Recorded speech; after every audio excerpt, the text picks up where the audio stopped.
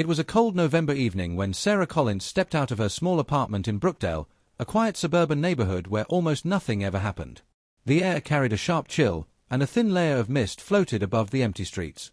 Sarah was dressed warmly, wearing her favorite grey coat and a scarf wrapped tightly around her neck. She had plans to meet a friend for dinner at a local restaurant, something she had been looking forward to after a long, stressful week at work. At 7:15 p.m., she locked her apartment door and walked down the narrow pathway toward her car parked just a few feet away. Everything seemed perfectly ordinary, just another peaceful night in a neighborhood known for its safety. When she didn't arrive at the restaurant on time, her friend thought she might be running late. But as the minutes turned into hours, concern began to grow. Calls and messages went unanswered, and her phone eventually went straight to voicemail. By midnight, Sarah's family contacted the police and reported her missing. Officers arrived early the next morning and began their search. Her car was still parked outside the building, untouched. The driver's door was locked, and her handbag was found inside, sitting neatly on the passenger seat. There were no signs of a struggle, no broken glass, no footprints, no evidence of forced entry. It looked as though Sarah had simply vanished between her front door and the car. Neighbors told investigators they hadn't heard or seen anything unusual that night. No one reported any suspicious activity, and there were no immediate leads to follow. For the people who knew Sarah, the idea of her disappearing without a trace was impossible to imagine. But the reality was clear: something had happened in that short walk, something dark that no one could explain. The investigation began with a deep dive into Sarah's life. Detectives searched her apartment for any sign of trouble, but everything appeared normal. There were no signs of forced entry, no struggle inside the home, and nothing missing except Sarah herself. Her laptop was open on the kitchen table, and next to it lay a small note that read, "Back soon." At first glance, it seemed like a harmless message, but something about it felt off. Handwriting experts later confirmed it wasn't Sarah's handwriting, adding a chilling layer of mystery. Police checked her bank transactions, phone records, and social media activity. There were no unusual withdrawals, no threatening messages, and no signs of depression or plans to leave. Friends described her as cheerful and grounded, someone who wouldn't just walk away from her life. Investigators then turned to surveillance footage from the apartment complex. Cameras captured Sarah leaving her building and walking toward the parking lot, but just as she approached her car, the footage ended. The camera covering the lot had gone offline that night. When technicians examined the system, they discovered it had been manually disabled. Search teams scoured the nearby woods, alleys, and empty buildings. Volunteers joined in, combing through fields and riverbanks, hoping to find any clue. After days of searching, they found something disturbing: a single shoe lying on a muddy trail 3 miles from her home. Tests later confirmed it belonged to Sarah. Around the shoe were tire marks, deep enough to suggest a heavy vehicle had stopped there. No footprints were found nearby, no signs of a struggle in the dirt. It looked as if Sarah had been taken swiftly and silently. With every lead pointing to careful planning, investigators realized they were dealing with something far more sinister than a random disappearance.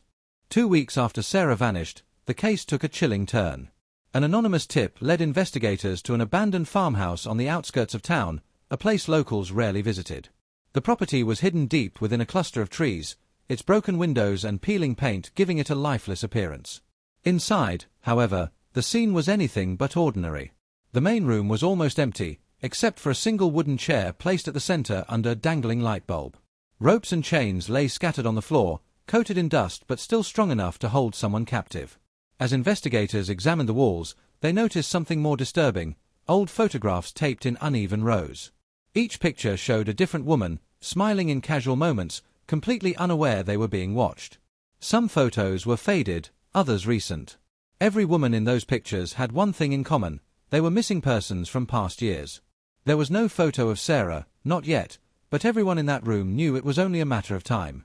Forensic teams combed through the farmhouse and discovered strands of hair on the chair. DNA testing confirmed what everyone feared: it belonged to Sarah Collins. This was no random crime. Someone had studied her, taken time to plan every detail, and now she was part of a horrifying pattern that stretched back years. The farmhouse was traced to a man named Richard Hale, a former security contractor who had vanished after being accused of stalking women years earlier. His name resurfacing in the case sent shockwaves through the community. But when investigators searched for Richard, they found nothing: no bank activity, no digital footprint, no sign he was even alive. Whoever had taken Sarah was following a method, and it seemed Richard's dark shadow was behind it.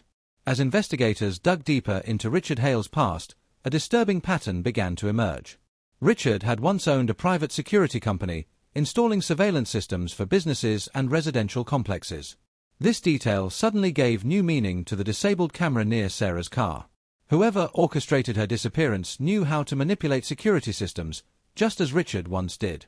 But Richard had supposedly disappeared years ago, leaving the question, was he back, or was someone else continuing his work? Financial records offered the first major breakthrough.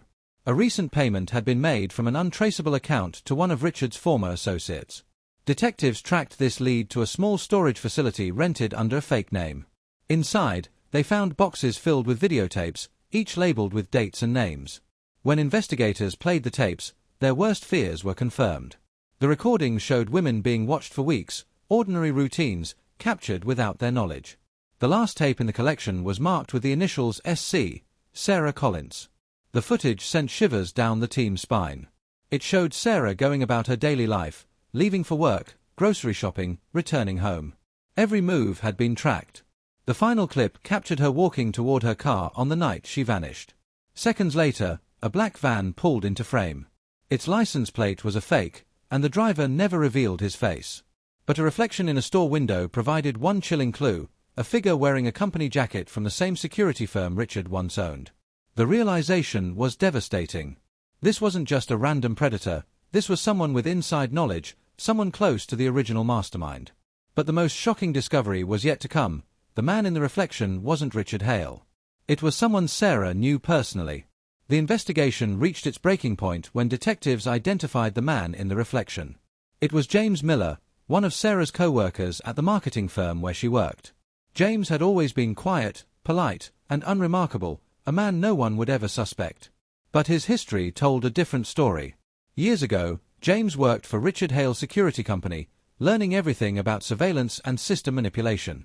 When the company shut down after Richard disappeared, James faded into the background, keeping his skills and his obsessions hidden. Police raided a remote cabin registered under a false name linked to James. What they found inside was horrifying.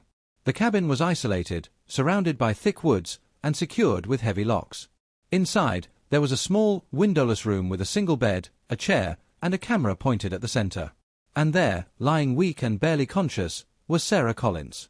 She had been missing for 28 days, kept alive but cut off from the world.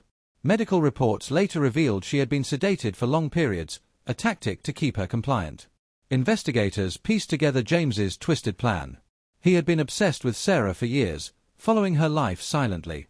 Using his knowledge of security systems, he disabled the cameras, lured her near her car, and forced her into the van.